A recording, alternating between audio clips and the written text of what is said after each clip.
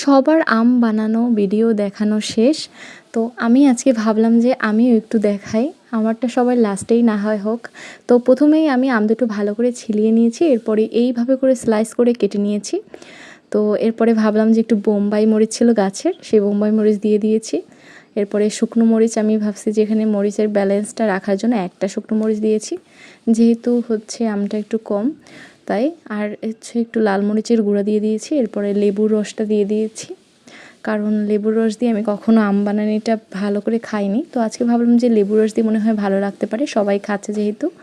এরপরে লবণ আর নুন দিয়ে দিলাম পরিমাণ মতো। এরপরে হচ্ছে আমি একটু সরিষার তেল দিব, যেহেতু সরিষার তেল ছাড়া আম বানানো একদমই ভালো লাগে না আসলে আমার কাছে মনে হয়। তো এরপরে হচ্ছে আমি সুন্দর করে এটা মাখাবো। আর এখন তো হচ্ছে সবার জিভে হচ্ছে পানি চলে আসলে আমার কিছু করার নেই, সবাই হচ্ছে যার যার হচ্ছে মতো করে বানিয়ে খাবেন। তো আমিও এই রকমের করে হচ্ছে বানিয়ে খাচ্ছি, সবারটা দেখে আমার জিভে অনেক পানি চলে এসেছে। তো আমি যখন ভয়েস ওভার দিচ্ছি এখনও আমার জিভে একদম পানি চলে এসেছে। এরপরে হচ্ছে আমি অন্য বাটিতেই হচ্ছে এটা ট্রান্সফার করে নিচ্ছি। আর এই আমটা খেতে বেশ মজাদার হয়েছে। আর এখানের এই যে ঝোলটা থাকে আমার কাছে বেশ দারুণ লাগে এটা খেতে। আর আমরা সব ভাই বোনেরা মিলে এটা আসলে খেয়েছিলাম।